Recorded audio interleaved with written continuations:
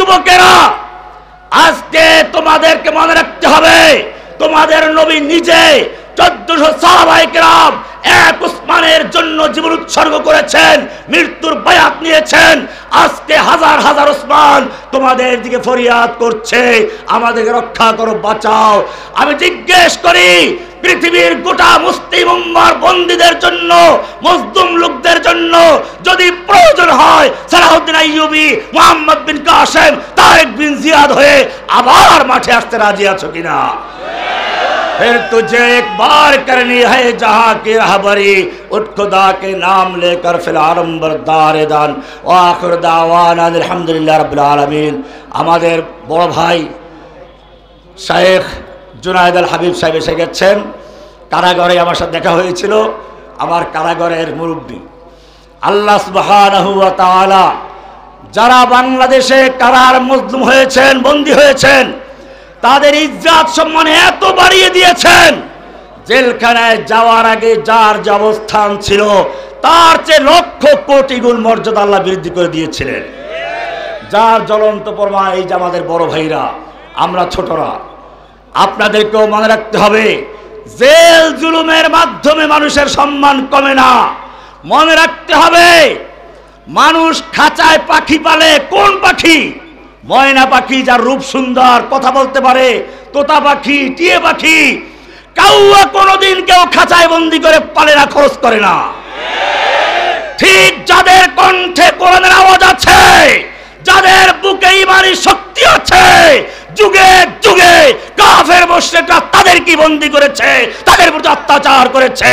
তোমাদেরকে মনে রাখতে হবে, যদি সত্যিকার অর্থে সেই সাহাবায়ে কেরামদের পথে, তাবিঈনদের পথে, ইমামদের পথে আসতে চাও, তোমার ইমাম আবু হানিফা রাহমাতুল্লাহ জেল খেটেছেন, ইমাম আহমদ বিন হাম্বল জেল খেটেছেন, উলামায়ে দেওবন্দের আকাবেররা জেল খেটেছেন, বাংলাদেশের উলামায়ে কেরাম জেল কেটেছেন। তোমাদের সামনে আমরা উপস্থিত রয়েছি, আমরাও জেলে ছিলাম। তাই আসো, তুম দিয়ে বাদ মুখালিফ সে না ঘবরায়ে কব, ये तो चलती है तुझे ऊंचा उड़ाने के लिए, फिर तुझे एक बार करनी है जहां की रहबरी।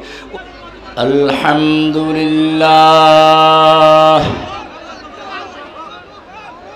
अल्हम्दुलिल्लाह नहमदुहु व नस्तईनुहु व नस्तगफिरुहु व नु'मिनु बिही व नतवक्कलु अलैहि व नऊज़ु बिल्लाहि मिन शुरूरि अनफुसिना व मिन सय्यिआति अअमालिना। मन यहदिहिल्लाहु फला मुदिल्ल लहु व मन युद्लिल्हु फला हादिय लहु। وأشهد أن لا إله إلا الله وحده لا شريك له وأشهد أن سيدنا محمدا عبده ورسوله صلى الله تعالى عليه وعلى آله وأصحابه أجمعين. أما بعد فأعوذ بالله من الشيطان الرجيم. بسم الله الرحمن الرحيم.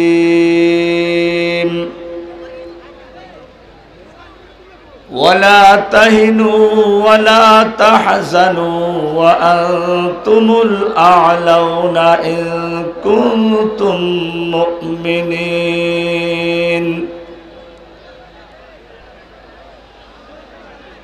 صدق الله تعالى وصدق رسوله النبي الأمي الكريم.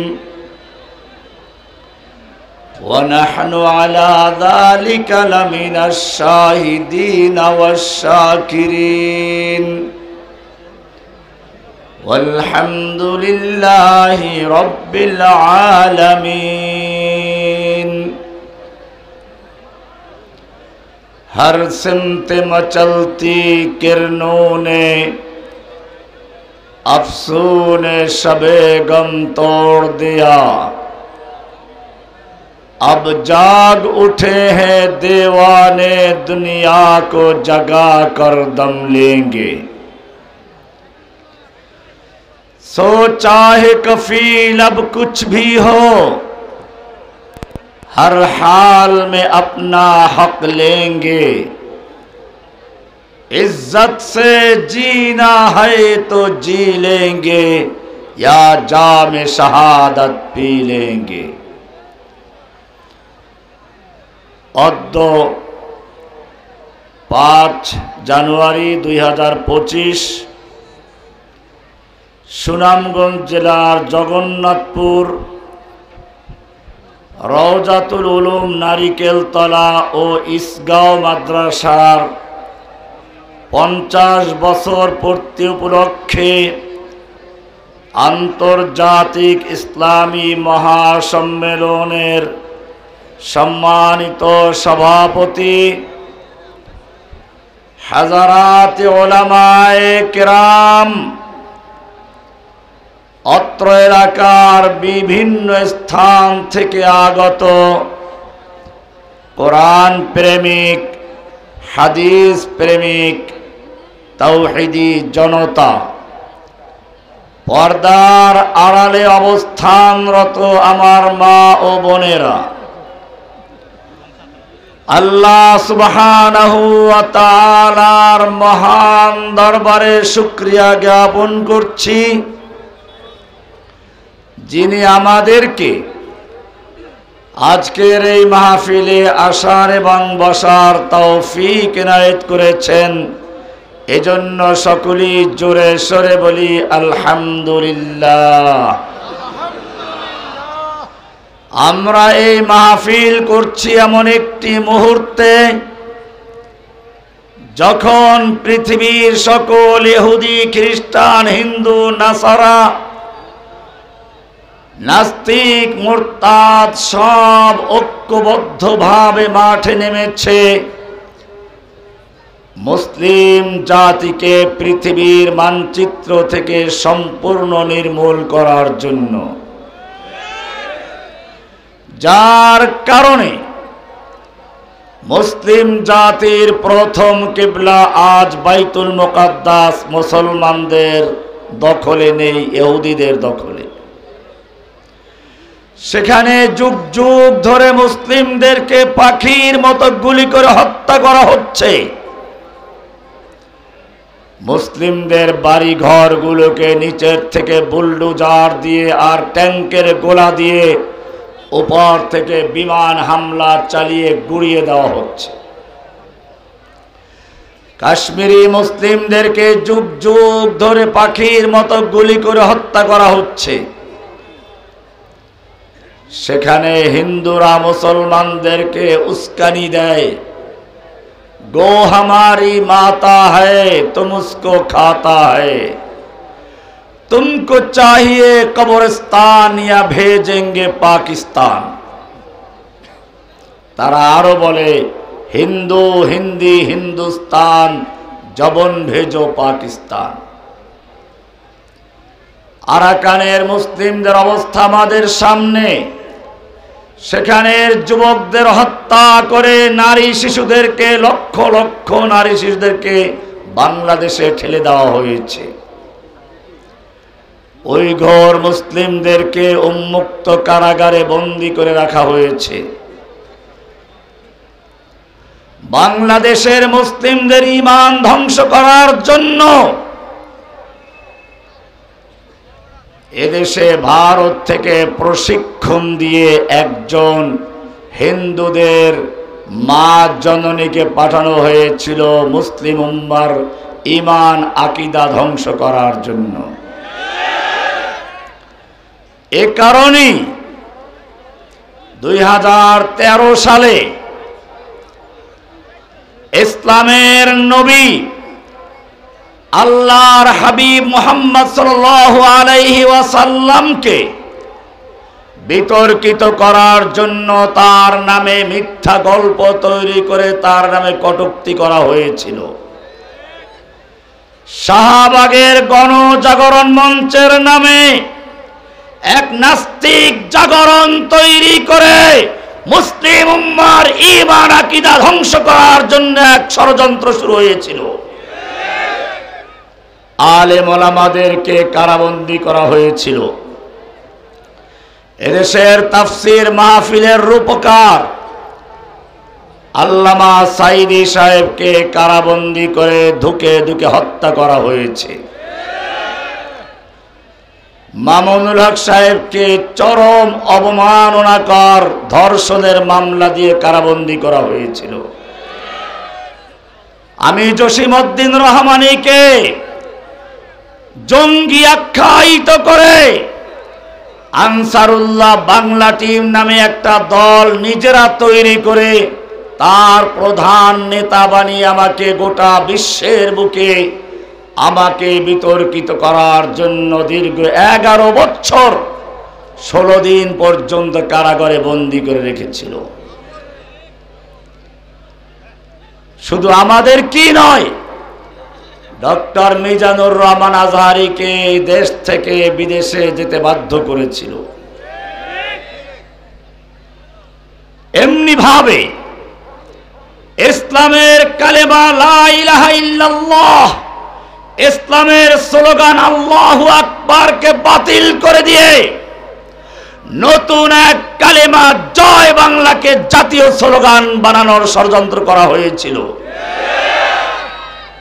আল্লাহর নবী মুহাম্মদুর রাসূলুল্লাহর কালেমা ধ্বংস করে তার জায়গায় তাদের নতুন নবী নতুন রাসূল জয় বঙ্গবন্ধু স্লোগানকে বসানো হয়েছিল। এগুলো নিছক কোনো স্লোগান ছিল না, এগুলো ছিল এক নতুন ধর্মের নতুন কালেমা লা ইলাহা ইল্লাল্লাহর পরিবর্তে জয় বাংলা, মুহাম্মাদুর রাসূলুল্লাহর পরিবর্তে জয় বঙ্গবন্ধু। আপনারা জানেন যে ইহুদিরা এক সময় মুসলিমদের কাছে তাদের শ্রমিকগিরি করার জন্য প্রাণ ভিক্ষা করত। ওমর ইবনে খাত্তাব রাদিয়াল্লাহু তাআলা আনহুর যুগে খয়বর থেকে যখন ইহুদিদেরকে বহিষ্কারের নোটিশ জারি করা হয়েছিল, ইহুদি নেতারা ওমর বিন খাত্তাবের দরবারে গিয়ে হাত জোর করে প্রার্থনা করেছিল, ওমর তোমাদের নবী আমাদেরকে খয়বরে থাকার জন্য অনুমতি দিয়েছিলেন, আমরা তোমাদের খেজুর বাগানে চাষবাস করব, ফসল যা হবে অর্ধেক আমরা পাবো অর্ধেক তোমরা পাবে, আমরা তোমাদের মজদুরি করব, কৃষি কাজ করব, গোলামি করব, তোমাদের দাসত্ব করব, সেই বিনিময়ে আমরা এখানে ছিলাম, আজ তুমি কেন বহিষ্কার করছো?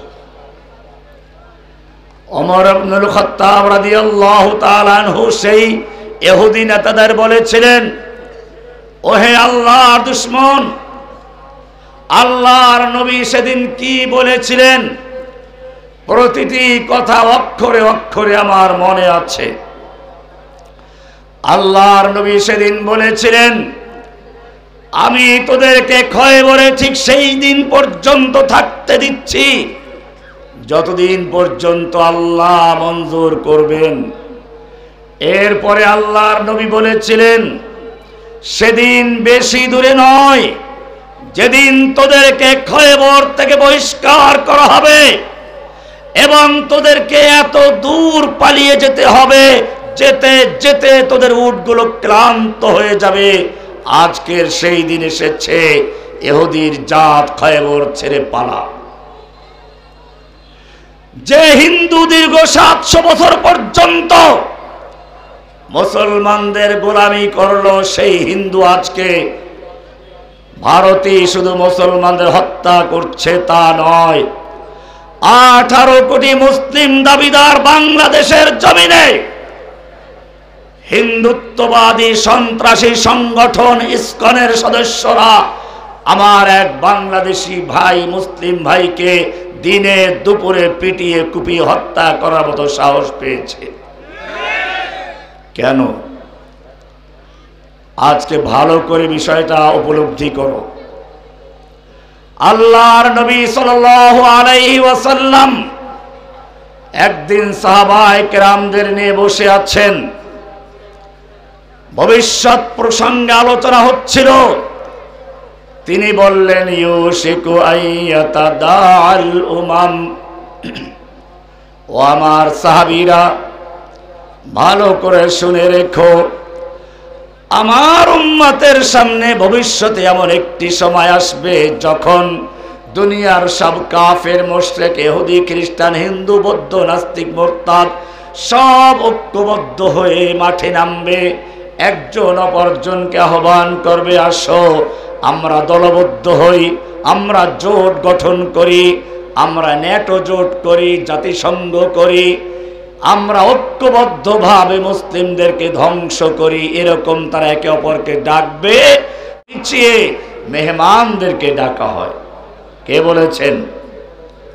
আল্লাহর রাসূল সাল্লাল্লাহু আলাইহি ওয়াসাল্লাম বলেছেন। বর্তমানে সে অবস্থা হয় নাই? ফিলিস্তিনে, কাশ্মীরে, আফগানিস্তানে আমরা কি দেখতে পাচ্ছি?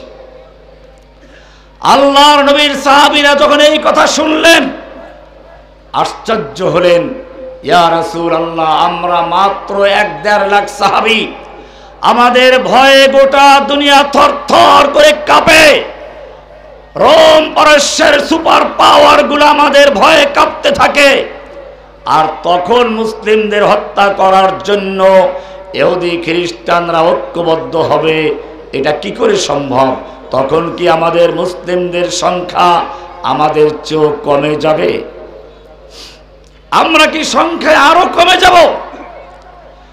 আল্লাহর নবী সাল্লাল্লাহু আলাইহি ওয়াসাল্লাম বললেন, না, তোমাদের মুসলিমদের সংখ্যা তখন তোমাদের চেয়ে অনেক বেশি হবে, কিন্তু জেনে রাখো, ওয়ালাকিন্নাকুম গুসাউন কাগুসাইস সাইল, তোমাদের মুসলিমদের অবস্থা হবে পানি বন্যার সময়, প্লাবনের সময় পানির উপরে ফেনা থাকে, খড়কুটা থাকে, কচুরি পানা থাকে, ভাসমান ময়লা আবর্জনা থাকে, ওইগুলোর যে অবস্থা মুসলমানদের সেই অবস্থা হবে। তার মানে কি? ময়লা আবর্জনা পানির উপরে যারা ভাসে, এদের কোনো শিকড় নেই, কোনো গোড়া নেই, পানির স্রোত তাদেরকে যেদিকে নিয়ে যায় সেদিকে চলে যাবে। আল্লাহর নবী সাল্লাল্লাহু আলাইহি ওয়াসাল্লাম ইঙ্গিত করেছেন কোরআনের একটি আয়াতের দিকে। উলামায়ে কেরাম ভালো করে শুনুন। একজন মুমিনের দৃষ্টান্ত হচ্ছে একটি খেজুর গাছের মতো। খেজুর গাছের শিকড় থাকে মাটির ভিতরে, ডাল থাকে অনেক উপরে, মাঝখান দিয়ে কাণ্ড থাকে, পানি তাকে ফলাতে পারে না, ভাসাতে পারে না। ঠিক তেমনি ভাবে একজন মুসলিম যখন কালিমাতুত তাওহীদ লা ইলাহা ইল্লাল্লাহ বলে আল্লাহকে মেনে নেয়, তখন ওই খেজুর গাছের মতো তার শিকড় থাকে মাটিতে, ডাল থাকে আরশ পর্যন্ত। কোরআনের আয়াত শুনুন, আলাম তারা কাইফা দারাবাল্লাহু মাসালান কালিমাতান তাইয়্যিবাহ। আল্লাহ রাব্বুল আলামিন বলেন, আলাম তারা কাইফা দারাবাল্লাহু মাসালান কালিমাতান তাইয়্যিবাতান কাশাজারাতিন তাইয়্যিবাহ।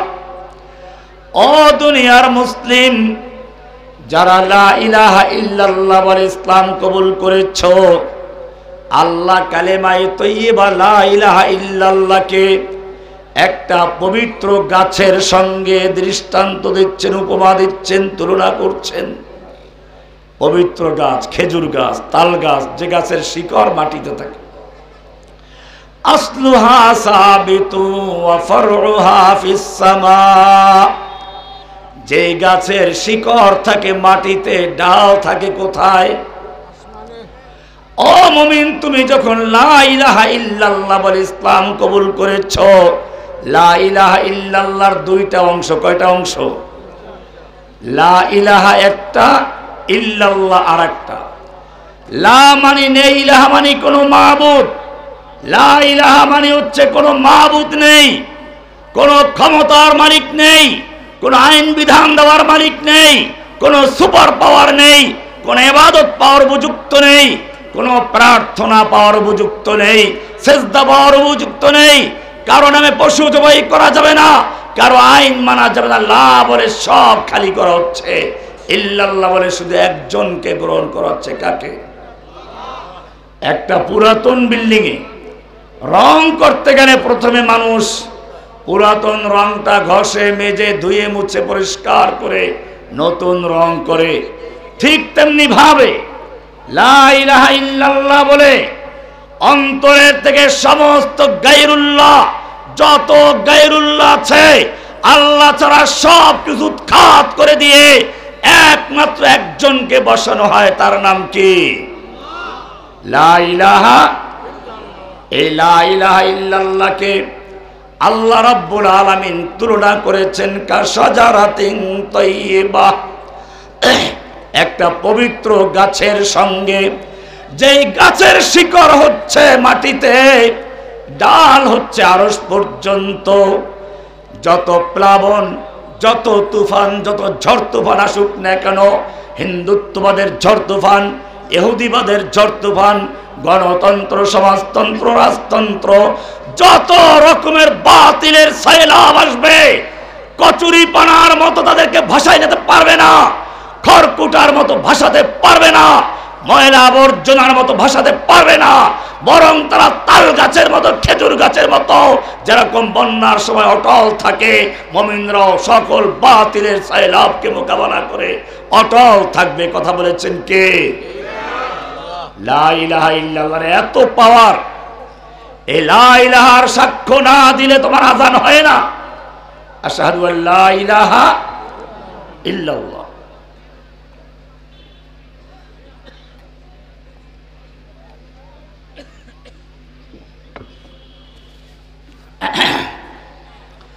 এই লা ইলাহা ইল্লাল্লাহর সাক্ষী না দিলে কিয়ামত হয় না। এই লা ইলাহা ইল্লাল্লাহর সাক্ষী না দিলে তোমার ঈমান হয় না। এই লা ইলাহা ইল্লাল্লাহর সাক্ষী সম্পর্কে আল্লাহ কোরআনে প্রশ্ন করেছেন, কুল আইয়ু শাইইন আকবারু শাহাদা, বলো তো সবচেয়ে বড় সাক্ষ্য কোনটি? লা ইলাহা। এবারে তোমাকে যদি প্রশ্ন করা হয়, বলো এমন কোন সাক্ষ্য আছে যেই সাক্ষ্য আল্লাহ নিজে দিয়েছেন? কোরআন বলছে, শাহিদাল্লাহু আন্নাহু লা ইলাহা ইল্লাহু, আল্লাহ নিজে সাক্ষী দিয়েছেন। শাহিদাল্লাহু আন্নাহু লা ইলাহা ইল্লাহু, আল্লাহ ছাড়া কোনো ইলাহ নেই, এই কথার সাক্ষ্য আল্লাহ নিজেও দিয়েছেন। এবারে লা ইলাহা ইল্লাল্লাহর সাক্ষীর মধ্যে কি আছে ভালো করে শোনো। আজকে মুসলমানদের সেই শিকড় নাই বলি ভাসমান খড়কুটার মতো ইহুদি, খ্রিস্টান, কাফের, মুশরিকদের সয়লাবে পানির তরে ভেসে যাচ্ছে। লা ইলাহার মানে হচ্ছে নেই কোনো ক্ষমতার মালিক, সমস্ত ক্ষমতার মালিক কেউ নেই, একমাত্র ইল্লাল্লাহ বলে গ্রহণ করছেন কাকে? লা ইলাহা মানে বর্জন করা, ইল্লাল্লাহ মানে গ্রহণ করা। লা ইলাহা মানে হচ্ছে খালি করা, ইল্লাল্লাহ মানে পূরণ করা। লা ইলাহা মানে হচ্ছে কুফর করা, প্রত্যাখ্যান করা, বর্জন করা। ইল্লাল্লাহ মানে হচ্ছে এক আল্লাহকে গ্রহণ করা। লা ইলাহার মানে হচ্ছে কোনো ক্ষমতার মালিক নেই, সব ক্ষমতার মালিক আল্লাহ, তুমি একাই। কুলিল্লাহুম্মা মালিকাল মুলক, সূরা আল ইমরান 26 নম্বর আয়াত আল্লাহ বলছেন, কুলিল্লাহুম্মা মালিকাল মুলক, হে আল্লাহ তুমি সমস্ত ক্ষমতার মালিক, তুতিল মুলকা মান তাশাউ, তুমি যাকে ইচ্ছা ক্ষমতা দান করো, ক্ষমতা দেওয়ার মালিক তুমি। ওয়া তানজিউল মুলকা মিম্মান তাশাউ, আর ক্ষমতা ছিনিয়ে নেওয়ার মালিক তুমি। যেই লোক বলল আমি পালাবো না, পালায় না, আল্লাহ রাব্বুল আলামিন দেখিয়ে দিলেন মুরগির রোস্ট তৈরি করলো, খাসি ভুনা করলো, গরু ভুনা করলো, দামি দামি খাবার তৈরি করে বস্তায় বস্তায় টাকা তৈরি করে রাখলো ক্ষমতায় আঁকড়ে থাকার জন্য।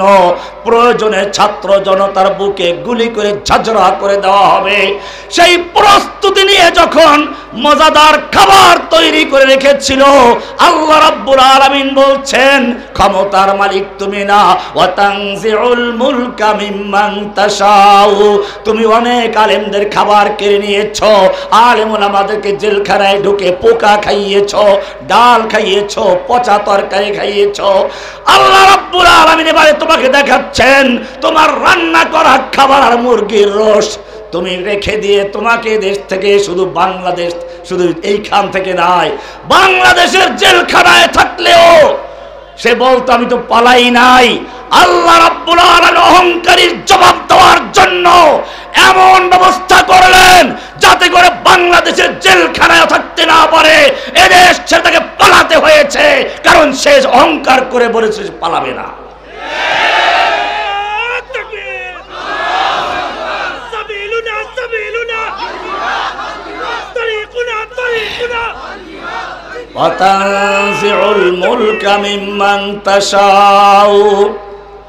এবারে আরো একটু দেখাই। শেষ সময় সে সেনাবাহিনীকে অনুরোধ করলো আমি একটু বক্তব্য রেকর্ড করতে চাই। দেড় যুগ পর্যন্ত এই জাতিকে অনেক মিথ্যা বক্তব্য শুনিয়েছে, তারপরেও তার খায়েশ মেটে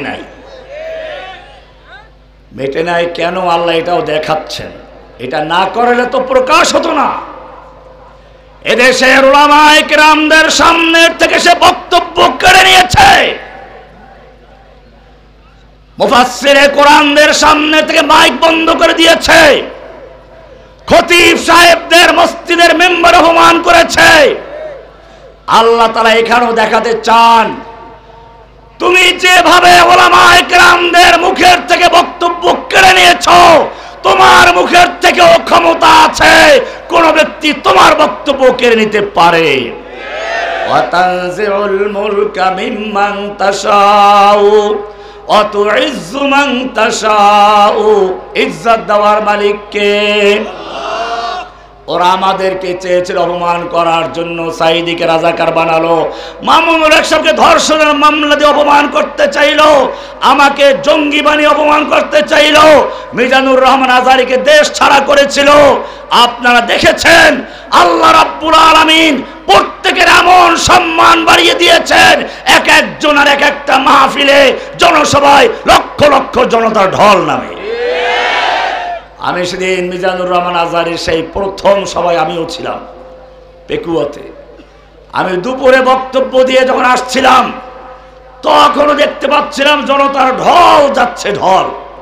মনে মনে ভাবলাম হাসিনা রে, তুই চেয়েছিলি এইসব লোকদেরকে অপমান করতে, দেশ ছাড়া করতে, আল্লাহ রাব্বুল আলামিন তোকে দেখাচ্ছেন তুই দেশ ছেড়ে পালাতে বাধ্য হয়েছ, কিন্তু আল্লাহ রাব্বুল আলামিন তুই যাদেরকে দেশ ছাড়া করেছিলি, কারাগারে বন্দী করেছিলি, তারা এখন সব সম্মানের সঙ্গে বাংলাদেশের এক প্রান্ত থেকে আরেক প্রান্ত পর্যন্ত ইজ্জতের সঙ্গে ঘুরে ফিরে বেড়াচ্ছেন। অতুইজ্জু মান তাশাউ ওয়া তুযিল্লু মান তাশাউ, ইজ্জতের মালিক কে? অপমান করার মালিকও কে? আমাদেরকে যখন কোর্টে উঠানো হতো, মাথায় হেলমেট, গায়ে বুলেট প্রুফ জ্যাকেট, হাতে হ্যান্ডকাপ, আবার পায়ে বেড়ি লাগানো হতো, এভাবে আমাদেরকে অপমান করার চেষ্টা করা হতো। কিন্তু আমরা দেখেছি জনগণ সুযোগ পেলে পুলিশের ফাঁক ফোকর দিয়ে হাত মেলাবার চেষ্টা করত, পকেটে হাদিয়া টোপা ঢুকিয়ে দিত। আজকে যখন আমাদের পরিবর্তে তারাও জেলে গেল, এবারে জনগণ তাদেরকেও খুঁজে বেড়ায়, পুলিশের ফাঁক ফোকর দিয়ে তাদের সাথেও মিলতে চায়, তবে হাদিয়া দেওয়ার জন্য নয়, পচা ডিম আর ছেঁড়া জুতা দিয়ে জন্য সুযোগ খুঁজে।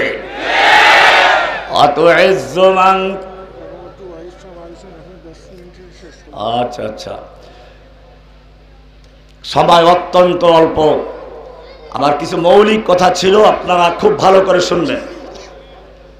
মনে রাখতে হবে, এই হাদিসের শেষে আল্লাহ রাসূল সাল্লাল্লাহু আলাইহি সাল্লামকে জিজ্ঞেস করলেন সাহাবায়ে কেরাম, ইয়া রাসূলুল্লাহ, মুসলমানদের এই অবস্থা কেন হবে? আল্লাহ রাসূল সাল্লাল্লাহু আলাইহি সাল্লাম বললেন, তোমাদের অন্তরের মধ্যে ওয়াহান ঢুকিয়ে দেবে, ওয়াহান। সাহাবায়ে কেরাম জিজ্ঞেস করলেন, আমাল ওয়াহান ইয়া রাসূলুল্লাহ, হে আল্লাহর নবী, ওয়াহান কি জিনিস? আল্লাহ রাসূল সাল্লাল্লাহু আলাইহি সাল্লাম বলছেন, হুব্বুদ দুনিয়া ওয়া কারাহিয়াতুল মাউত।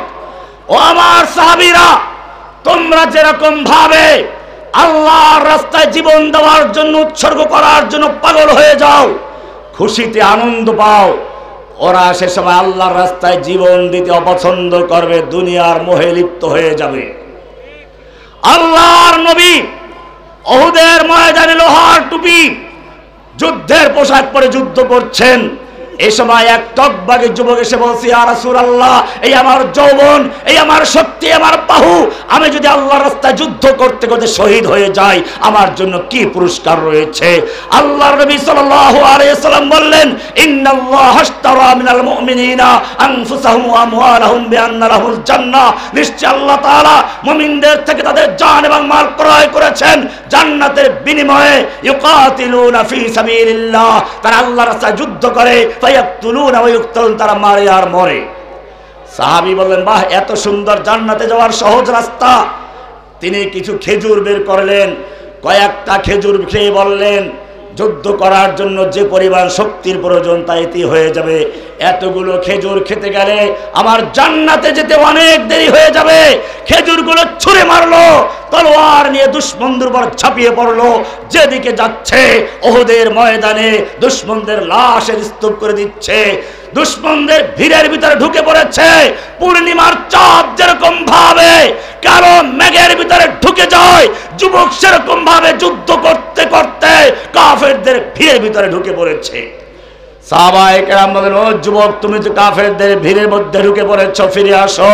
যুবক তাকালো, চেহারায় রক্ত, মুখে ঠুটে হাসি, আর বলছে, আমার ভাইয়েরা, আমাকে যেতে দাও। আমি উহুদের পাহাড়ের দিক থেকে আমার নাকের ভিতরে জান্নাতের সুগন্ধ পাচ্ছি। আমার ভাইয়েরা, মনে রাখতে হবে, আল্লাহর নবী নিজে যুদ্ধ করেছেন, লড়াই করেছেন, রক্ত দিয়েছেন। তোমার আমার চেয়ে নবীর রক্ত অনেক পবিত্র ছিল। তোমার আমার ইবাদতের চেয়ে নবীর ইবাদত অনেক বেশি ছিল। একটু ইঙ্গিত দিয়ে যাচ্ছি, আল্লাহর নবী সাল্লাল্লাহু আলাইহি ওয়াসাল্লাম রাস্তায় চলছেন, মেঘ এসে ছায়া দিচ্ছে, পেশাব করতে গেছেন, খেজুর গাছ এসে আড়াল করে দিয়েছে। আল্লাহর নবী সাল্লাল্লাহু আলাইহি ওয়াসাল্লামের সামনে কেউ কথা বলছে, একটু জোরে আওয়াজ হয়ে গেছে, নবীর আওয়াজটা চাপা পড়েছে, সঙ্গে সঙ্গে ওহী নাযিল হয়ে গেছে, ইয়া আইয়ুহাল্লাযীনা আমানু লা তারফাউ আসওয়াতাকুম ফাওকা সাওতিন নবী। হে ঈমানদারগণ, খবরদার, নবীর আওয়াজের চেয়ে জোরে আওয়াজ করে কথা বলবি না। এমনটা যদি করিস, তাহলে তোদের জীবনের সমস্ত নামাজ, রোজা, হজ, যাকাত, জিহাদ, কেতাব সব বরবাদ হয়ে যাবে, টেরও পাবি না। কি মায়া নবীর সঙ্গে! শুধু এ পর্যন্তই না, নবী কোরআন মুখস্থ করার জন্য জিবরাইল যখন পড়াচ্ছেন তখন ঠোঁট নাড়াচাড়া করে মুখস্থ করছেন। আল্লাহ বলছেন, ইয়া আইয়ুহান লা তুহাররিক বিহি লিসানাকা লিতাজালা বিহি। হে নবী, কোরআনকে দ্রুত মুখস্থ করার জন্য আপনি ঠোঁট নাড়াচাড়া করবেন না। আপনার তো কষ্ট করা দরকার নেই। ইন্না আলাইনা জামাহু ওয়া কুরআনা, গোটা কোরআনকে নূর বানিয়ে আপনার সিনার মধ্যে জমা করে দেওয়ার দায়িত্ব আমি আল্লাহ নিজে গ্রহণ করেছি। নবী তাহাজ্জুদ পড়তে উঠছেন, আল্লাহ বলছেন, কুমিল লাইলা ইল্লা কালিলা, রাত্রে জাগরণ করে পাও ফুলাবার প্রয়োজন নেই, কিছুক্ষণ ঘুমাও, কিছুক্ষণ ইবাদত করো। নিসফাহু আবিল কুসমিনহু কালিলা, অর্ধেক বা তার চেয়ে একটু কম বা তার চেয়ে একটু বেশি। তুমি সারা রাত্রে ইবাদত করলে খুশি হও, আমি আল্লাহ তোমাকে ঘুমন্ত দেখলেও খুশি হই। এই নবীর প্রতি এত মায়া, আমি জিজ্ঞেস করতে চাই, উহুদের ময়দানে যখন তিনি লোহার পোশাক পরে যুদ্ধের ময়দানে যুদ্ধ করছিলেন, এক কাফের এসে আল্লাহর নবীর মাথায় আঘাত করলো, লোহার টুপিটা ভেঙে গালে আঘাত করলো, গালের ভিতরে ঢুকে দুটো দাঁত পড়ে গেল, লোহা ঢুকে আছে। যুদ্ধের পরে একজন সাহাবী সেই লোহা বের করতে গিয়ে জোরে দাঁত দিয়ে কামড় দিলেন, তারও দুইটা দাঁত পড়ে গেল। আমি জিজ্ঞেস করতে চাই, যেই নবীর প্রতি আল্লাহর এত ভালোবাসা যা আগে উল্লেখ করলাম, সেই নবীকে যখন উহুদের ময়দানে এক দুশমন লোহার আঘাত করলো, তলোয়ার দিয়ে আঘাত করলো, তখন আল্লাহ দেখতে পাচ্ছিলেন কিনা? আল্লাহর ফিরাবার ক্ষমতা ছিল কিনা? ফিরিয়েছিলেন কিনা? উহুদের ময়দানে, তায়েফের ময়দানে আল্লাহর নবী মার খাচ্ছেন, আল্লাহ দেখতে পাচ্ছিলেন, ফিরাবার ক্ষমতা ছিল, ফিরায় নাই কেন?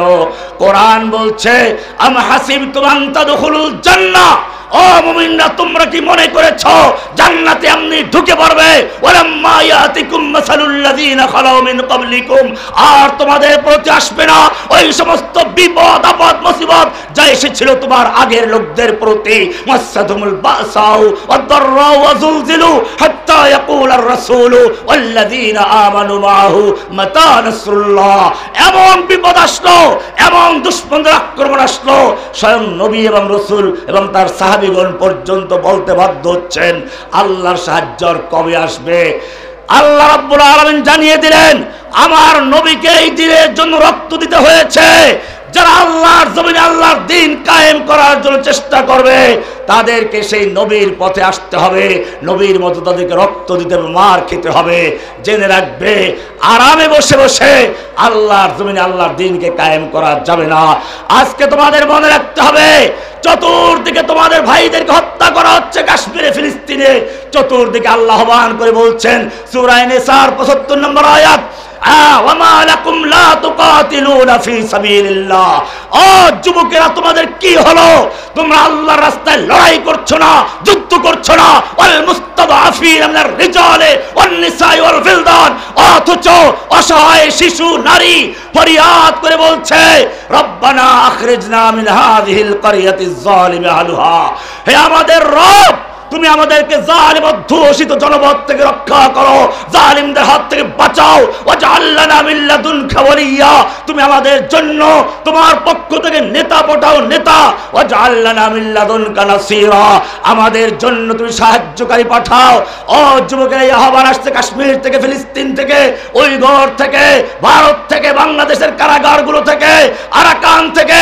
আমি জিজ্ঞেস করতে চাই, আল্লাহর আহ্বানে সাড়া দিয়ে, প্রয়োজনে বুকের তাজা রক্ত ঢেলে দিয়ে বাংলার জমিনে আল্লাহর দ্বীনকে বিজয়ী করার জন্য তৈরি থাকবে কিনা?